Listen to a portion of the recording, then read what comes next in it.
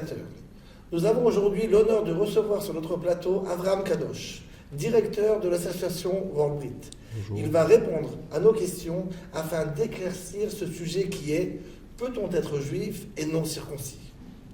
Avraham Kadosh, votre action est connue par beaucoup dans le domaine de la Brit Mila, puisque depuis déjà 3 ans, on vous a vu à la télé sur France 2. Et à quelle occasion on vous a vu à la télévision sur France 2 ?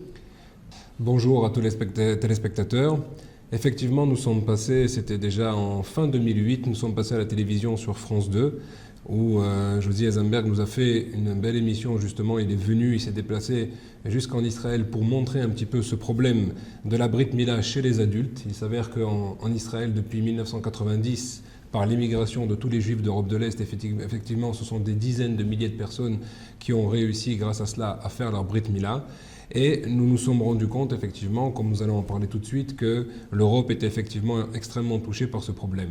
C'est la raison pour laquelle nous avons eu cette émission et nous avons eu énormément de demandes suite à l'émission directement, puisque dans les heures qui ont suivi, nous avons reçu 17 demandes dans toute la France, ce qui nous a fait comprendre de l'ampleur du domaine, du phénomène, et nous a poussé et motivé à nous organiser beaucoup plus pour l'Europe.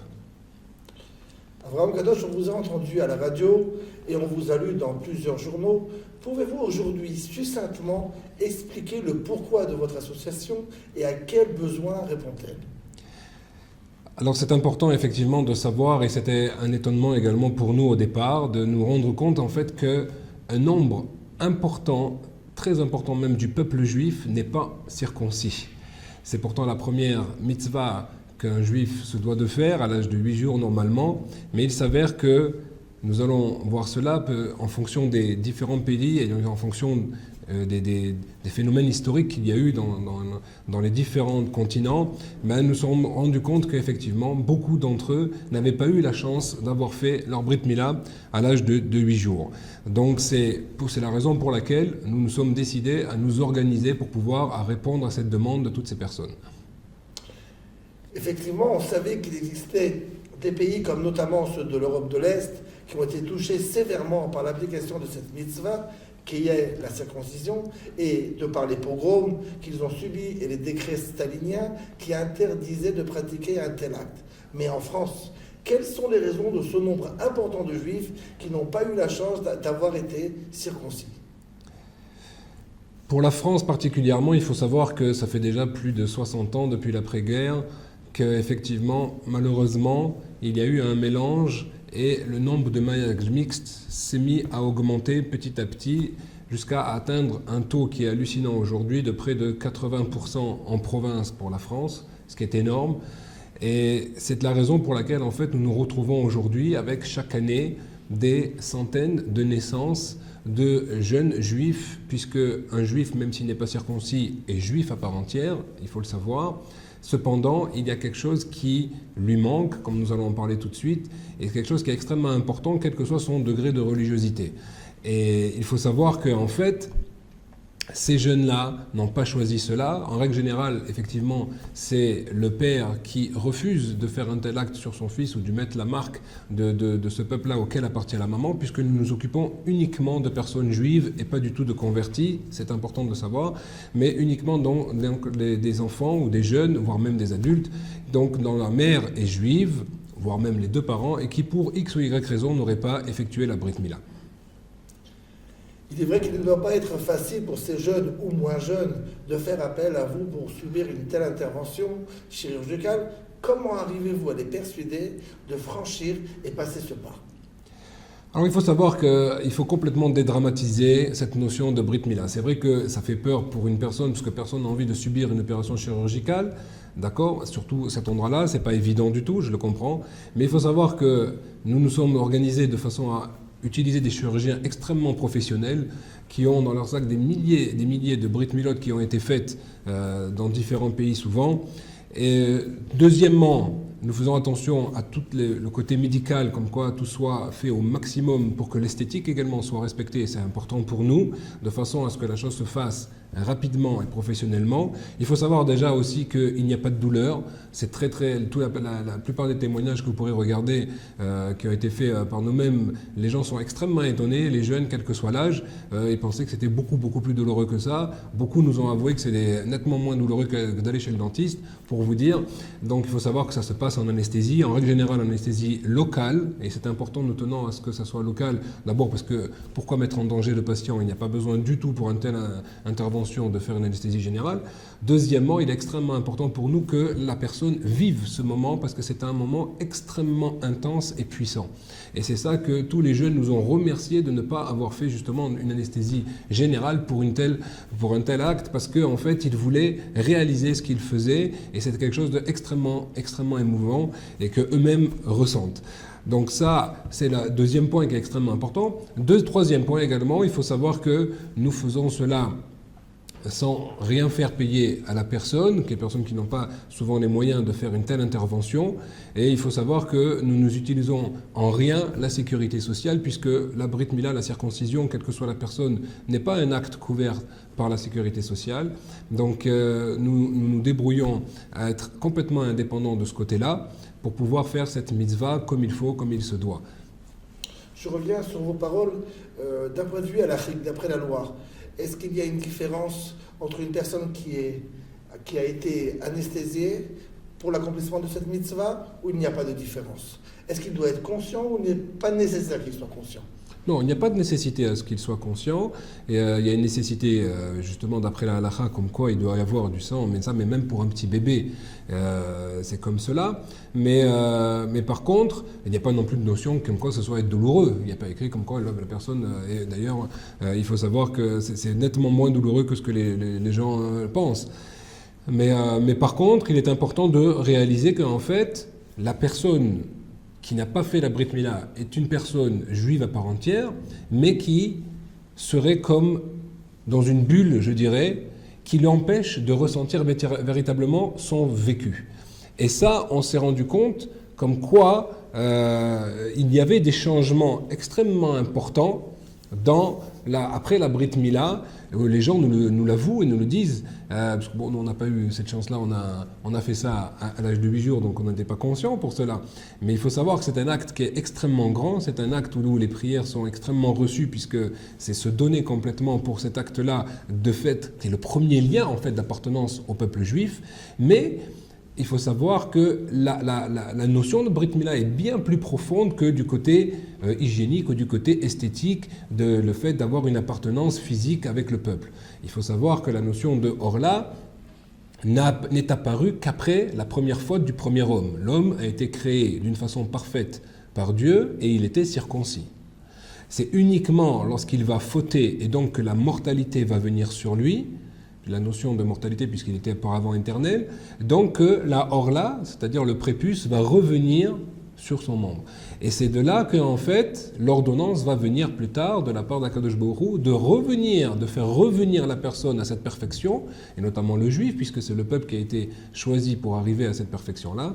Donc d'enlever maintenant ce prépuce, et en fait, ce n'est pas uniquement d'enlever cette chair, mais c'est carrément rentrer, remettre la personne sur son mazal, c'est-à-dire la destinée sur laquelle il doit aller, le rôle qu'il doit jouer dans ce monde, et c'est en fait des portes immenses qui s'ouvrent à ces personnes-là, et je tiens à le préciser que je détache complètement du côté religieux de la chose, parce qu'au niveau religieux, c'est des choses encore beaucoup plus puissantes, d'accord, il faut le savoir, c'est la notion de proximité au niveau de la prière, proximité au niveau des mitzvot. Le Zohar nous dit qu'en fait, une personne qui n'a pas fait la Brit Mila ne peut pas être touchée par la sainteté des mitzvot, donc c'est quelque chose, il y a des conséquences extrêmement importantes. Maintenant, même au-delà de cela, au niveau de l'éthique, même, il faut savoir que c'est important parce que c'est ce qui permet à la personne d'être en phase avec elle-même, et très souvent on s'est rendu compte que ces jeunes-là avaient du mal à trouver leur destin, à trouver leur voie, à trouver leur partenaire, et tous, à 80-90%, nous donnent les mêmes symptômes, ce qui est quelque chose d'assez incroyable, et donc on s'aperçoit qu'effectivement, il y a, oui, une conséquence entre avant la Brit Mila et après la Brit Mila pour ces personnes. Alors, est-ce que vous pourriez me donner un témoignage qui vous a vraiment touché d'une personne qui a fait la Brit Mila à un âge avancé et qui vous a ému? Oula, alors là, il y en aurait beaucoup. Il y en aurait beaucoup à dire et vous pouvez d'ailleurs les regarder sur notre site. Dans le site, vous pourrez voir des témoignages vidéo des circoncis et vous voyez même au moment même de la Brit Mila, vous allez voir maintenant des personnes qui ressentent quelque chose de très profond. Il y a des gens qui, par exemple, se retrouvent complètement dans leur enfance et reviennent maintenant dans un passé qui se met face à leurs yeux, alors que ce sont des gens qui ont plus de 50 ans. Chez les jeunes, il faut savoir qu'ils ressentent un sentiment de bien-être qui est très fort. On a vu des gens vraiment s'écrouler de joie, de bonheur, parce que sans savoir pourquoi, ils n'arrivent pas à réaliser, et ils se sont rendus compte qu'en fait, beaucoup nous ont dit, et c'est le témoignage que je voudrais dire, c'est que vous m'avez enfin enlevé un boulet que je traînais depuis 20 ans, 25 ans et plus. Ce qui veut dire que des gens qui sont dans un statut qui est entre deux, ils ne savent pas en fait de quel côté se mettre, ils n'ont pas choisi cela, très souvent ils souffrent puisque ce sont des jeunes qui nous ont souvent avoué comme quoi ils n'osaient même pas pousser la porte d'une synagogue, ne rapprocher des instances rabbiniques ou autres, ne serait-ce que même parfois de se rapprocher des milieux religieux ou des milieux même estudiantins juifs. C'est-à-dire d'avoir des amis, pourquoi? Parce qu'ils avaient tout le temps, entre guillemets, cette tare sur eux, ce poids-là qui leur pèse, et tout le temps cette hantise, comme quoi on vient de leur poser la question, as-tu fait la Brit Mila? C'est vraiment une angoisse très très forte, donc de savoir que ces choses-là, cette chose-là s'en va d'eux-mêmes, il faut savoir que c'est une libération extraordinaire pour eux. Ça, c'est quelque chose de très très fort. Très souvent, on s'est rendu compte que, d'ailleurs hier, nous avons fait encore un jeune d'une vingtaine d'années ici qui était de passage en Israël. Donc il m'a appelé et en 3 jours on a réussi à lui faire la Brit Mila et il nous a avoué que il avait maintenant envie de connaître Israël, envie de savoir quelles véritablement ses racines, étudier, savoir véritablement qui il est, c'est-à-dire des choses qu'ils sentent à l'intérieur d'eux-mêmes, parce que ce qui est incroyable, c'est qu'il n'y a pas de logique là-dedans. Pourtant, ces jeunes, on n'oblige personne à faire cela, on ne force personne à faire cela, nous sommes là que pour les aider à faire ce cheminement. On n'est pas du tout, vous savez que la religion juive n'est pas du tout prosélyte dans le sens d'aller pousser à faire des choses, mais en tout cas ici, on s'est rendu compte qu'eux-mêmes nous disent: c'est incroyable ce que je ressens, c'est incroyable comment vous m'avez aidé à me libérer, à trouver mon chemin, et je voudrais maintenant véritablement savoir qui je suis. Ça, je crois que c'est la plus belle des choses, et surtout si en plus, et c'est notre plus grand souhait, si en plus on peut aider ces jeunes-là à fonder des foyers juifs comme il se doit, c'est quelque chose d'extraordinaire. Merci bien, Abraham Kadosh. Combien estimez-vous qu'il existe de personnes, ne serait-ce qu'en France, qui seraient concernées par ce problème? Alors là, c'est très difficile d'avoir des chiffres exacts parce que malheureusement, même au niveau de la rabbanoute, ils n'ont pas de lien directement avec l'état civil. Il suffirait de savoir combien de personnes se sont mariées, puisqu'en règle générale, quand l'homme et la femme sont juifs, ils se marient religieusement, d'accord, même s'ils ne sont pas très pratiquants. Et il suffirait de voir ensuite par les conséquences, combien de savoir de leurs enfants, combien eux-mêmes sont passés ensuite dans un mariage religieux. On pourrait voir un petit peu les conséquences de ces mariages. Malheureusement, on n'a pas ces chiffres-là. Nous, ce que nous voyons en tout cas, parce que là maintenant on est sur le terrain au niveau rien que de la France, par exemple, pour prendre ce cas-là, il est clair que ce sont des centaines et des centaines de jeunes. Moi, d'après moi, c'est plus que cela. Et il suffit maintenant de voir les statistiques. Si on fait le compte, combien de filles juives se seraient mariées avec des personnes non juives, et en règle générale, on atteint des taux très très élevés où la circoncision n'est pas appliqué, même s'il y a 20 ans, 30 ans, voire même plus, ça ne gênait pas l'autre personne, le conjoint, de faire la Brit Mila, puisqu'au niveau hygiénique, c'était quelque chose d'important. On s'est rendu compte qu'aujourd'hui, ça a pris un caractère religieux, et malheureusement, très souvent, aujourd'hui, malheureusement, par ce qui se passe au niveau géopolitique dans le monde aujourd'hui, les gens assimilent la religion au fanatisme. Et donc, automatiquement, le conjoint non juif s'oppose en règle générale à la pratique de cet acte-là, et donc l'enfant reste non circoncis. Une chose qui est très très dommage également, c'est que très souvent, même les parents nous disent: bon, mais quand il sera grand, il choisira s'il veut faire ou pas. Et là, c'est une très grave erreur, parce qu'on n'a jamais vu des parents qui disent à un enfant: ben, quand tu auras 20 ans, tu apprendras à lire, et tu pourras décider à ce moment-là si tu veux être un grand écrivain ou un grand auteur. Donc ça, c'est vraiment dommage. Pour donner le choix à une personne, il faut déjà le mettre sur le chemin, et ensuite il pourra véritablement faire le choix. L'avoir mis maintenant dans cette situation qui demande après de faire une intervention, c'est pas du tout facile, donc ça ne s'appelle pas vraiment, véritablement lui avoir donné le choix. Ce qui est clair, c'est que ce sont des centaines et des centaines de jeunes, d'après moi plus que cela, qui sont concernés par ce problème, ne serait-ce que pour la France. Dans quelle ville vous intervenez et par quels moyens? Alors on intervient, on peut intervenir dans le monde entier. Il faut savoir que, bon, en Israël, évidemment, c'est déjà extrêmement réglé puisque ça fait déjà plus de 20 ans que les Brit Milot se font ici et chaque semaine, il y en a. Et surtout, à peu près l'immigration des personnes, comme on a expliqué, d'Europe de l'Est qui n'avaient pas le droit de faire la Brit Mila. Donc on est aujourd'hui à la 3e, 4e génération qui suit maintenant le régime stalinien et les interdits de pratiquer cet acte-là. Donc on obtient des taux, par exemple, sur la Russie de près de 80% des gens qui ne sont pas circoncis, donc c'est énorme. Donc vous imaginez, on a déjà fait plusieurs dizaines de milliers de personnes pour ces pays-là. Concernant maintenant l'Europe, plutôt même l'Amérique du Sud, par exemple, puisqu'aux États-Unis, en fait, celui qui veut le faire a facilement la possibilité de faire cela. Il faut savoir qu'aux États-Unis, plus de 60% des gens sont circoncis, y compris les non-juifs. Donc c'est un acte qui est très, très, très pratiqué au niveau médical en tout cas. Au niveau par exemple, des pays d'Amérique du Sud, ce qui est incroyable, c'est que les distances qui séparent les personnes du premier Moël sont énormes. Ça peut être du 3000, 4000, 5000 km qui séparent. Donc il faut faire venir un Moël en avion. Les gens n'ont pas toujours les moyens pour cela. Et donc l'enfant reste très souvent incirconcis. Donc là aussi, on a agi également là-dedans, que ce soit au Brésil, que ce soit au Venezuela, en Argentine, etc. Donc les Brit Milot, nous avons aussi une personne qui est responsable pour les pays espagnols qui s'occupe de cela. Au niveau de l'Europe, alors là aussi on s'est rendu compte par exemple qu'à un long moment il n'y avait pas du tout de Moël au Portugal par exemple. Alors bien qu'il ne reste pas énormément de juifs là-bas, mais ce qui veut dire qu'en grande chance ils ne sont pas non plus circoncis. En Espagne il y en a très peu.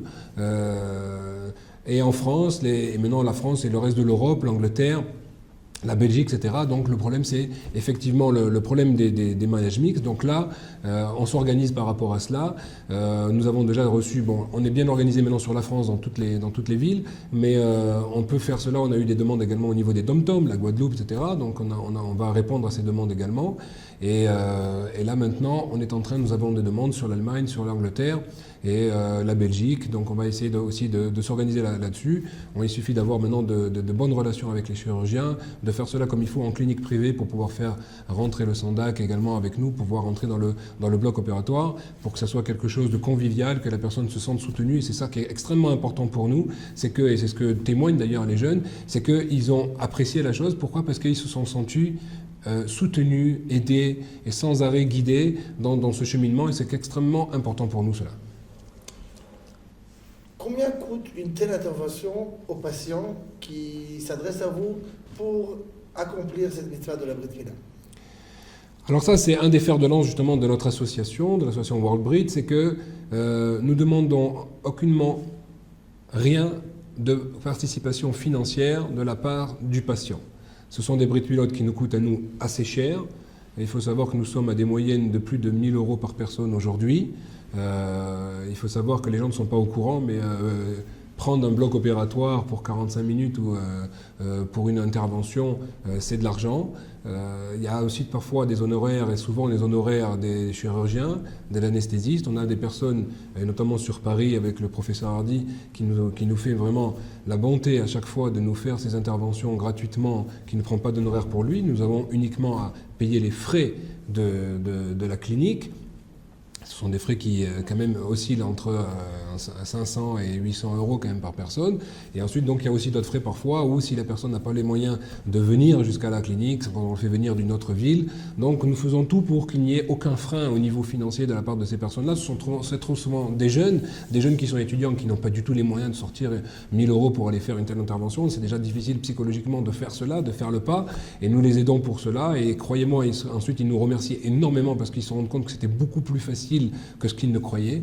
Donc c'est pour ça que c'est important de comprendre ces choses-là. Mais par contre, financièrement, nous ne demandons rien. Il faut savoir déjà qu'au niveau éthique, on n'a pas le droit de demander de l'argent pour faire une Brit Mila. Même un Moël n'a pas le droit de faire cela pour une Brit Mila de 8 jours. Ce qu'il a le droit, c'est de demander ce qu'on appelle un Srar Batala. Ça veut dire que il ne peut pas travailler pendant ce moment-là où il fait la Brit Mila, donc on essaie de compenser un petit peu ce manque à gagner qu'il subirait au niveau de sa profession. Mais en rien, un Moël, c'est quelque chose de très très grave d'ailleurs, on n'a pas le droit dans le Shulchan Aruch, dans le code de loi de la Torah, il est écrit que c'est complètement interdit de demander un paiement par rapport à une Brit Mila. Donc nous n'allons pas nous faire la même chose, par contre, les personnes qui veulent aider, à ce moment-là, ils aident à d'autres personnes, si même une personne qui veut faire la Brit Mila et voudrait nous aider, alors à ce moment-là, il aide une autre personne à faire sa Brit Mila, et évidemment, les gens qui voudraient aider là-dessus, c'est quelque chose extrêmement important là-dessus. Une question technique, Abraham Kadosh. Est-ce que vous pouvez nous dire le planning d'une personne qui vous appelle aujourd'hui et qui souhaiterait faire la Brit Mila? Quand est-ce qu'il est hospitalisé? Quand est-ce qu'il sort de l'hôpital? Quels sont le traitement qu'il a à suivre dans les jours qui suivent? Je pense que c'est une question très importante et nos téléspectateurs attendent cette réponse. Alors, oui, c'est vrai que c'est important. Alors, nous essayons d'agir le plus rapidement possible. Ce que nous avons besoin, c'est premièrement, d'une preuve de la judaïté de la personne et du patient. Ça, c'est quelque chose de primordial pour nous et nous aidons ces personnes-là et nous les dirigeons vers les personnes compétentes pour pouvoir obtenir ce certificat de judaïté. Pourquoi cela? Parce qu'il est important qu'ensuite la personne, ça va de toute façon l'aider à pouvoir se marier après par la suite, donc c'est important d'avoir ces papiers. Si les personnes n'ont pas ces papiers, nous faisons des recherches, nous essayons de remonter à plusieurs générations en fonction des pays de là où ils viennent et c'est quelque chose qui de toute façon les aidera et sera important pour leur avenir. Ça, c'est la première chose, donc vérification de la judaïté. Deuxièmement, on vérifie que l'état de santé de la personne permet de faire cette intervention qui est une intervention très bénigne, qui ne demande rien du tout puisque c'est en intervention en anesthésie locale. Mais de toute façon, il faut quand même vérifier que la personne ne prenne pas des traitements qui seraient incompatibles par rapport à l'intervention. En règle générale, nous n'avons jamais eu de problème là-dessus. Et ensuite, là, on passe à l'acte, c'est-à-dire qu'on essaie de prévoir un planning, on lui donne maintenant des dates d'intervention en fonction de la ville dans laquelle il est. Et automatiquement, on s'organise. Il faut savoir que la personne peut marcher directement après l'opération. Ça veut dire qu'il est en ambulatoire, il n'a même pas besoin d'être hospitalisé, il ne reste pas du tout à l'hôpital. Dès qu'on a fini la Brit Mila, on ressort. On va d'ailleurs faire ce qu'on appelle la Seudat Mitzvah. On fait un repas spécial pour le circoncis, puisqu'on va lui faire un kiddush qui va lui permettre de recevoir un nom hébraïque, puisqu'en principe, ce nom-là est donné à la Brit Mila à l'âge de 8 jours. Donc il n'a pas ce prénom hébraïque. Donc on va lui donner ce prénom hébraïque tout de suite après. Très souvent, ce sont des personnes qui n'ont pas fait la Bar Mitzvah non plus, et qui sont plus que bar mitzvah. Donc, on leur fait la bar mitzvah s'ils le souhaitent. On leur donne également des tefilines s'ils souhaitent les mettre. Et c'est quelque chose de très grand. C'est un pack complet. Un pack complet. Et très souvent aussi, si la personne est Bechor, c'est-à-dire c'est le premier-né de sa maman, il faut lui faire aussi le Pidyon Ben. Donc en règle générale, on arrive à voir justement ces cas de figure où le jeune repart au bout d'une heure avec Brit Mila, Bar Mitzvah et Pidyon Ben qui ont été effectués. Il peut maintenant aller en avant et il ne manque plus qu'à se marier si ce n'est pas encore fait. Voilà. Donc ça, c'est quelque chose, il faut savoir. Donc je vous dis, la personne marche. Il est évident, il est nécessaire de se reposer le soir même et voire même peut-être le lendemain, mais des personnes parfois reprennent leur activité dès le lendemain, si ce n'est pas des activités physiques, il n'y a aucun problème là-dessus. Et en règle générale, après 2 semaines, 3 semaines maximum, les points sont complètement résorbés, ce sont des points qui sont auto-résorbants, il n'y a pas besoin de toucher quoi que ce soit. Et donc, de toute façon, la personne peut vaquer déjà à ses occupations dès le surlendemain, et au bout de 3 semaines, l'histoire est complètement terminée. Voilà. Vous avez parlé de la Brit Mila, vous avez parlé du Pidyon Ben, vous avez parlé de la Brit Mila. Et qui est le Sandak dans cette histoire? Est-ce que vous pouvez nous expliquer qui est le Sandak et qu'est-ce qu'est le Sandak? Alors le Sandak, c'est quelque chose d'extrêmement important, puis c'est une mitzvah qui a été prisée depuis toujours, d'accord, que ce soit dans les communautés sfarades, ashkénazes ou chassidiques, quelque chose qui était très très grand. On se rappelle que Rabbi Akiva Iger, pour l'histoire, qui était un géant de la Torah, ne sortait jamais de sa chambre d'études. D'accord? Et pourtant, une fois qu'on lui a proposé d'être sandak, il était prêt à faire 3 jours de marche. Pour vous dire, alors qu'il ne partait ni pour mariage, ni bar mitzvah, ni quoi que ce soit. Mais pour être sandak, c'est quelque chose d'extrêmement... C'est une ségoula déjà extraordinaire pour la parnassa, il faut le savoir, puisque on nous dit que le sandak, c'est comme un Kohen qui amène les kétoret. Et vous savez que la Gemara dans Yoma, dans le Talmud, dit que il faisait un tirage au sort du Kohen qui devait amener les kétoret parce qu'il n'avait le droit de le faire qu'une seule fois parce que ça a donné la parnassa. C'était une ségoula pour la parnassa, pour avoir pour la richesse, et donc automatiquement, tout le monde voulait faire cela. Donc ça, c'est déjà quelque chose de grand. Il faut savoir qu'on a vu également énormément de miracles, puisqu'il faut savoir que normalement, un sandak, vous savez, il est auprès d'Eliaou Hanavi, puisque à chaque Brit Mila, que ce soit un enfant de 8 jours, que ce soit un adulte, quel que soit son âge, Eliaou Hanavi vient, c'est un ange, c'est un prophète qui vient sur terre auprès de la personne et auprès du sandak et qui va remonter les prières du sandak jusqu'au trône céleste. Alors il faut savoir que pour un enfant, ça dure 30 secondes, mais pour un adulte, c'est 20 minutes. Donc c'est 20 minutes de prière extrêmement importantes, extrêmement grandes, et on a vu des miracles, on a vu des choses extraordinaires, des gens qui avaient des maladies incurables et des maladies très graves qui partaient, des gens qui n'avaient pas d'enfants depuis 7, 10, 15 ans et qui ont eu, etc. C'est quelque chose de... Par le mérite de Sandak. Par le mérite de Sandak, et moi je l'ai vu, et je l'ai vu avec les personnes que j'ai fait venir, donc je le côtoie au quotidien. C'est quelque chose, c'est un mérite extraordinaire que les gens, en dehors de cela, de savoir de faire cette mitzvah, de faire rentrer un juif dans l'alliance d'Abraham Avinu, il faut savoir que c'est quelque chose de très grand. Et si le Sandak a le mérite de parrainer l'intervention, ce qui veut dire que les rabbinim nous ont dit, c'est pas un don, c'est carrément sauver une âme juive. Ça veut dire que tous les mérites de toutes les mitzvot qui vont être faits par ce jeune, et ensuite par son foyer, et ensuite par les enfants qui vont venir, tout ça c'est pour lui. Donc c'est quelque chose, il a une part dans toute cette chose-là. C'est quelque chose de très très très grand, de très beau. C'est un moment, tous les sandakim que nous avons, vous pourrez voir également dans le site, également des témoignages vidéo de sandakim, et ils montrent, c'est quelque chose d'extraordinaire. On voit une lumière qui rentre, puisqu'il faut savoir qu'un juif qui n'a pas fait la Brit Mila, il y a une partie de son âme qui ne peut pas rentrer dans son corps. Elle reste à l'extérieur. Et c'est cette partie-là qui va lui faire tout le lien, justement, de ce qu'il est au niveau intrinsèque, au niveau intérieur. Et donc ça, c'est quelque chose qui rentre au moment de la Brit Mila. Normalement, ça commence à 8 jours, mais là, ces gens-là qui n'ont pas fait, donc ils peuvent avoir 10, 15, 20, 30 ans, 50 ans, et bien cette partie-là, de cette âme-là, n'est pas encore en eux. Et donc, c'est quelque chose, on le voit carrément dans leurs yeux, on voit un rayonnement de quelque chose d'inouï au moment de la Brit Mila. Donc, c'est quelque chose qu'il faut vivre, c'est quelque chose qu'il faut voir, c'est une expérience extraordinaire, et tous les gens d'ailleurs qui ont été sandak poussent leurs amis à vivre cette expérience qui est un moment inoubliable. Avant, j'ai encore une petite question. Comment peut-on vous aider dans ce domaine et qu'attendez-vous de la part de nos téléspectateurs pour votre association? Alors, là, c'est vraiment quelque chose d'extrêmement important. Et à la demande du grand rabbin de France, puisque nous avons le parrainage du grand rabbin de France ainsi que du consistoire central, mais en l'occurrence avec M. Mergui, qui se sont rendus compte de l'importance de cette action. Et donc, ils nous ont poussés, ils nous parrainent dans toute l'envergure de notre action. Il faut savoir que ce que nous attendons aujourd'hui est une véritable mobilisation et sensibilisation de toute la communauté juive. Quel que soit le pays dans lequel elle se trouve, que ce soit en France, que ce soit au Canada, que ce soit puisque nous parlons pour les francophones, ils peuvent faire passer le message pour les autres pays évidemment, mais c'est extrêmement important que chacun se mobilise. Pourquoi ? Pour ne pas laisser ces jeunes dans cet état non circoncis.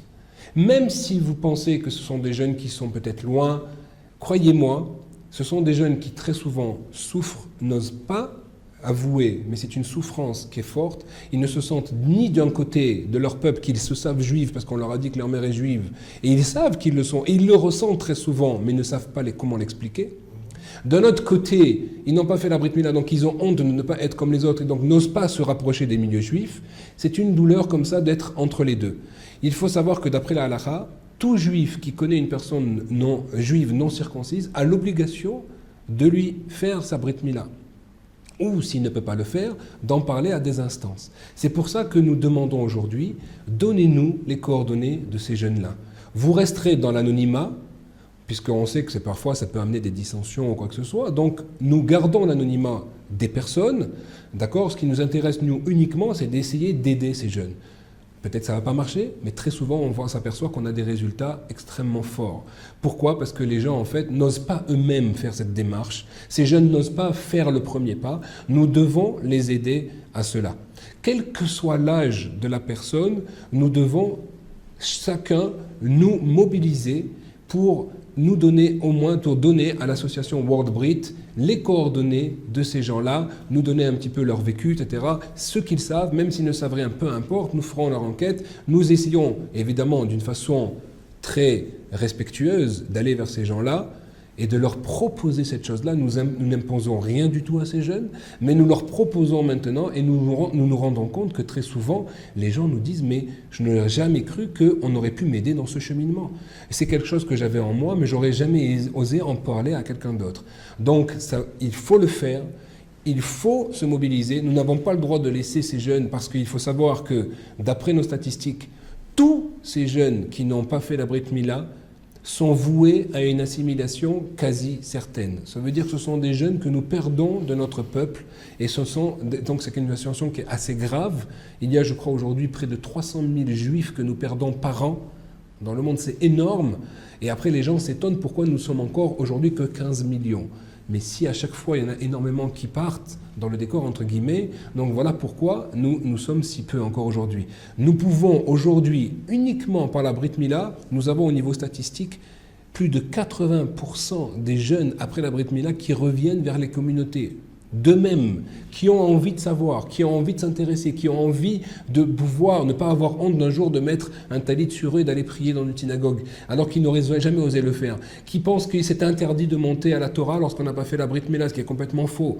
Mais tous ces tabous-là, nous aidons par la Brit Mila à leur enlever, et c'est une libération extraordinaire. Mais ça dépend des téléspectateurs. Ça dépend de la mobilisation de chacun. Si chacun véritablement comprend qu'il n'a pas le droit de laisser ces jeunes-là dans cet état, alors ils nous contactent par le site, par téléphone. Nous avons un numéro français, c'est très facile de trouver nos coordonnées. Toutes les coordonnées apparaissent sur l'écran comme vous le voyez.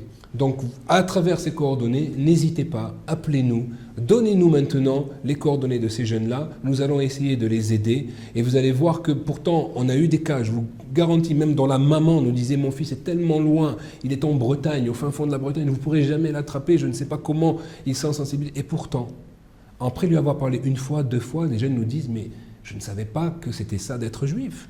Ils imaginent le côté religieux de la chose uniquement, ils ne se rendent pas compte qu'il y a une éthique, qu'il y a quelque chose qui est très très fort et nous n'avons pas le droit de la bafouer. Donc c'est important, ces jeunes-là ont soif aujourd'hui, vous savez que le monde aujourd'hui traîne dans quelque chose qui est tellement bas que les jeunes ont soif de spiritualité. Ils ne savent pas en fait le définir, mais c'est quand on leur propose de quelque chose de plus grand qu'ils se rendent compte que vraiment on peut vivre dans une autre dimension. Et cette dimension-là, ils ont envie d'y goûter. Une fois qu'on leur parle de ça, c'est une ouverture totale de ces jeunes-là. Donc ne pas croire que celui-là est trop loin, il est déjà complètement éloigné, on ne peut pas savoir. Et même on a eu des personnes qui étaient mariées, et même mariées avec des non-juifs, et qui pourtant, lorsqu'on leur a proposé, nous disent « mais ça aussi j'aimerais le faire ». Bien que je sais que je n'ai pas pris ce chemin-là, j'aimerais faire cela parce que je sens que je ne suis pas entier avec moi-même. Donc même ces gens-là, il faut les aider et très souvent ils nous ont remerciés et très souvent c'est quelque chose ils ont pris une nouvelle tournure dans leur vie, ça leur a fait prendre conscience de certaines choses qui est extrêmement important. Donc là je demande vraiment que chacun se mobilise, que chacun participe à cela, ça dépend de vous et ce sont des centaines et des centaines de jeunes que nous pouvons sauver d'une assimilation quasi certaine.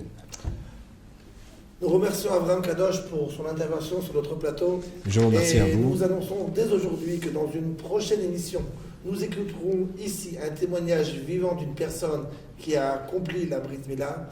Très chers téléspectateurs, shalom, shalom, et à très bientôt. Encore une fois, Avraham Kadosh, merci beaucoup. Merci de m'avoir reçu, et Bezrat Hashem, j'espère que nous aurons un grand retour par rapport à cette émission qui, je pense, est importante. À bientôt. À très bientôt, mes chers amis.